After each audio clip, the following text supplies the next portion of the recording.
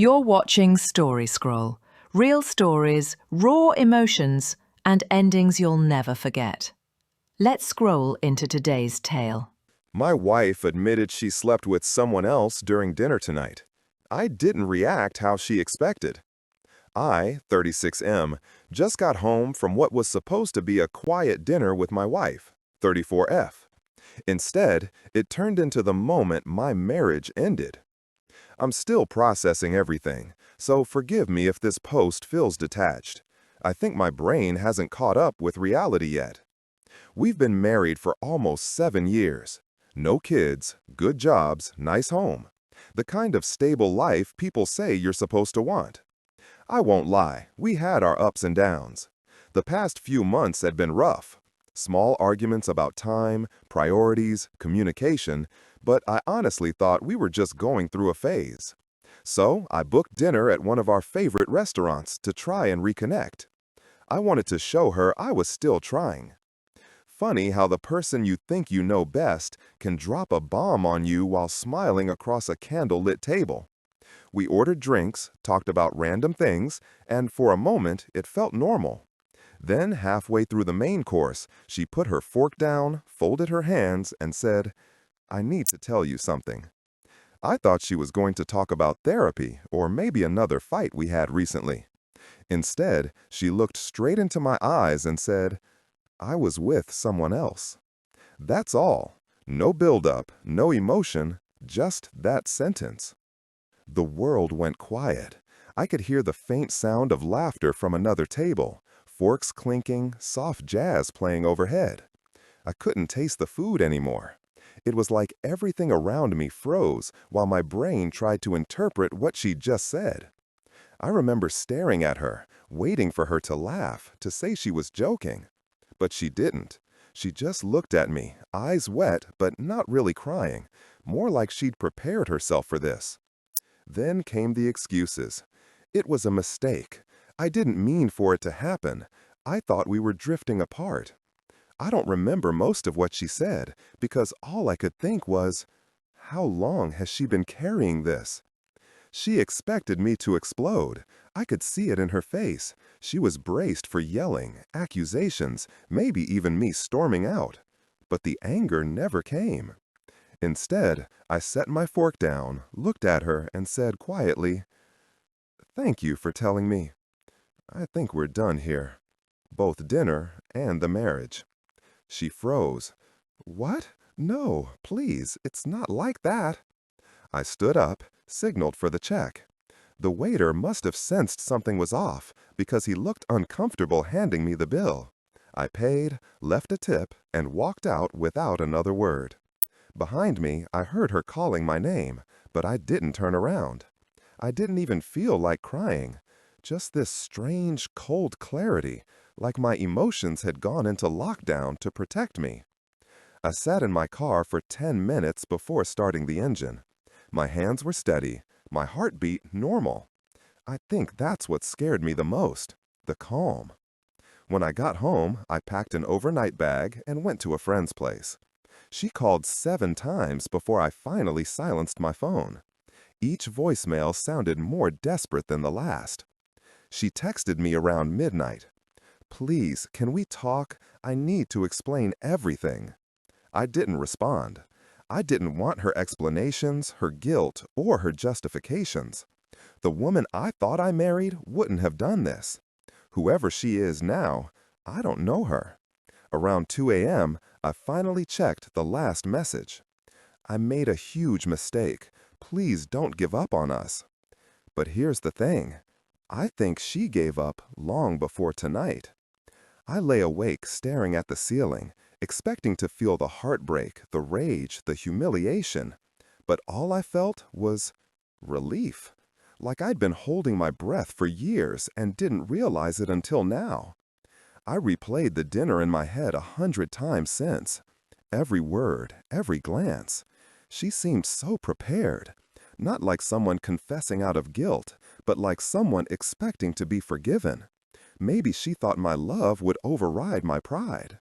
Maybe she wanted me to fight for her, so she could feel wanted again. But all I could think was, If you loved me, you wouldn't have needed to make this confession. There's a certain peace that comes with accepting the truth, even when it destroys you. I'm not proud of how numb I feel, but maybe that's what survival looks like in the first few hours after your world collapses. I know people will say I should hear her out, that maybe there's context or misunderstanding. But cheating isn't a misunderstanding. It's a decision, and once you make it, you can't unmake it. I'm going to meet with her tomorrow, not to fix things, just to end them properly. She says she wants to explain. I'm not sure I even want to hear it. I don't think there's any explanation that makes betrayal easier to swallow. I haven't cried yet. I know it'll hit me later. Maybe when I'm alone, maybe when I start dividing the furniture or canceling joint accounts. But right now, I feel weirdly free. Free from wondering why she seemed distant lately. Free from hoping she'll come home on time. Free from trying to fix something she already decided to break. If anyone's reading this and going through something similar, I don't know if calm is strength, but I do know this. Sometimes silence hurts more than shouting. She'll realize that soon enough. For now, I'm going to sleep. Alone, but at peace for the first time in a long time. Update 1. She said it meant nothing. I told her that's exactly what our marriage means now. It's been 2 days since my last post. I didn't sleep much that night, mostly replaying that dinner in my head. Her face, her voice, the weird calm that came over me. I thought maybe, with time, I'd wake up angry. But instead, I woke up clear. She texted me the next morning saying she wanted to come over and talk.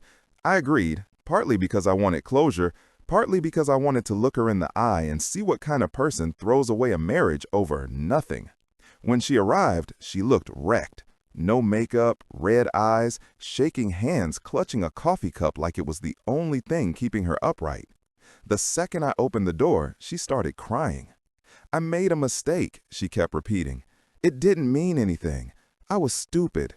Please, can we just talk?" I let her in but stayed standing. No hugs, no comforting. I think that threw her off. She tried to come closer, but I stepped back and said calmly, "You made a choice. Now I'm making mine." She froze. I could see it, the exact moment she realized I wasn't bluffing. There wasn't going to be a yelling match or dramatic apology scene where I'd break down and say we could work through it. I told her I was filing for divorce, that the person I'd loved didn't exist anymore. She broke down on the couch, sobbing, saying she'd end things with him, that she'd do anything to fix it. But that's the thing about breaking glass. You can glue it back together, but it's never the same. I told her she could grab some essentials and stay somewhere else for now. The look she gave me, pure disbelief. She wasn't expecting resolve. She wanted emotion, because emotion means connection. I gave her logic instead. After she calmed down a little, I asked one question. Who was it? She hesitated, then whispered his name. I recognized it immediately. Her coworker, the guy she used to describe as harmless. I'd met him once at a company party. He shook my hand, smiled, and joked about how my wife kept the office running. I remember feeling uneasy about him. I even asked her once if he'd ever crossed any lines, and she laughed it off, saying, "Don't be insecure, he's just a friend." Apparently, that friend had been in her bed 3 times over the past month. She said it just happened after they went out for drinks with colleagues, that she felt emotionally disconnected from me, and he listened. I listened too, for years. I listened when she was stressed, when she vented, when she wanted to change jobs or start a hobby. The difference is, I didn't need someone else's body to feel heard. The more she talked, the more her excuses sounded rehearsed. Every sentence started with, "I didn't mean to," and ended with something that shifted the blame to our marriage. I told her point blank, "You didn't fall, you stepped." That was the last real conversation we had. After she left, I called a lawyer. I'd remembered something about our prenup, a clause that voids spousal support in case of infidelity. The lawyer confirmed it. As long as I could prove cheating, I'd keep everything we came into the marriage with, including the house. I'm not a vengeful person by nature, but something inside me clicked that day. If she could treat our marriage like a disposable thing, then I'd treat it like a contract and enforce every line. I started collecting proof, screenshots of messages she'd sent me about working late, phone records, even a few photos she'd posted during the time she claimed to be at the gym. The timeline wrote itself. I didn't tell her any of this. I just let her think I was processing. Meanwhile, she texted every day, long paragraphs about guilt, love, memories, everything. I didn't respond. The silence drove her insane. A week later, she called me crying again, this time not to apologize, but to say he'd blocked her. Apparently, when her affair partner found out she was getting divorced, he panicked and ghosted her completely. No replies, no closure, nothing. She told me between sobs that she didn't even mean to fall for him and that he promised he cared. I didn't even pretend to sympathize. I just said, "You didn't just betray me, you ended who we were." Then I hung up. That silence was my revenge. No shouting, no insults, no public humiliation, just the calm that she couldn't match. It must have hit her then that she'd lost both of us in the same week. I didn't tell mutual friends the full story, just that we were separating. She must have expected me to rage post or tell everyone what she did, but I didn't. Instead, I let her reputation erode naturally. People notice, they always do. When someone who bragged about their perfect marriage suddenly moves out and starts crying at work, people start connecting dots. Meanwhile, I moved into a new apartment closer to my office. It's smaller, but peaceful. Quiet in a way I hadn't realized I'd been craving. I started therapy, joined a gym, and spent time with friends I'd neglected during my marriage. Funny thing is, the more I focused on myself, the less I cared about revenge. But the silence, that was my weapon. Every ignored text, every polite but detached reply, every calm interaction in front of others, it all reminded her that I was moving on while she was stuck in guilt. A mutual friend told me she's been saying she made the biggest mistake of her life. I didn't need to hear it from her. When I finally posted my last message to update everyone, people said my reaction was the calmest revenge ever. But it wasn't about revenge. It was about self-respect. She wanted chaos so she could feel like there was still a connection between us. Anger, passion, something. But calm is the opposite of love. It's final. I filed for divorce officially last week. My lawyer said she's not contesting it, probably too ashamed, or too afraid of what proof I might have. She texted me again today, just one line. I made the biggest mistake of my life. I stared at the message for a long time. Then I locked my phone, set it down, and went back to what I was doing. I didn't reply. Final update. Sometimes silence isn't weakness. It's the loudest way to say you're done. It's been a few months since I last updated. I didn't plan to post again, but a few people messaged asking how things turned out. I guess I owe it to everyone who supported me when I felt completely hollow. Short version, I'm doing better than I ever thought I would. The calm I felt the night she confessed wasn't shock. It was the start of freedom. I just didn't know it yet. The divorce went through smoothly. No drama, no courtroom battles. She didn't contest anything. I think she knew she didn't have the moral ground to fight. I moved into a smaller apartment across town. Nothing fancy, but it's mine. Every inch of it feels like a clean slate. No ghosts, no reminders. The first morning I woke up there, sunlight pouring through the blinds, I realized it was the first time in years I'd felt peace.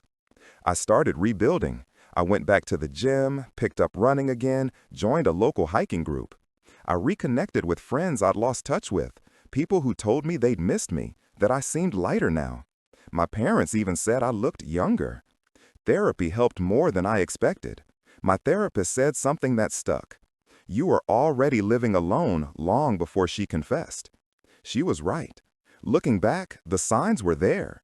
Emotional distance, constant phone use, late nights working. I ignored them because I didn't want to believe the person I loved could do that.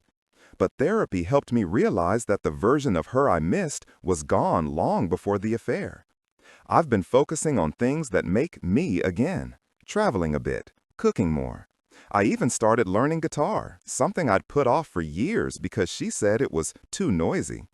Funny how silence feels different when it's peaceful instead of lonely. Mutual friends occasionally update me about her, though I never ask. From what I've heard, things didn't go great for her after everything fell apart. Her affair partner moved on pretty quickly. Apparently, he started dating someone new within a month of ghosting her. She tried reaching out to him again, but he blocked her on everything. She moved back in with her sister for a while, then got her own place. People say she's been quiet, not the bubbly, social person she used to be. One friend said she confided that she regrets everything, that she lost herself and doesn't know how to fix it. I don't feel joy hearing that, just detachment. Actions have consequences. That's life. She reached out to me once more, a few weeks ago, just a short text. I hope you're doing okay. I stared at it for a minute, then deleted it without replying. Not out of anger, just because I genuinely didn't have anything left to say. About a month ago, I ran into her unexpectedly.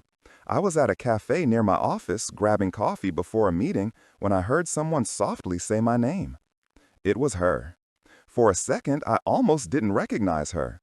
She looked smaller somehow, tired, faded. There was an awkward silence before she said, "You look good." I nodded, polite but distant. We talked briefly, small talk really. She told me she'd been in therapy, trying to work on herself. I said that was good.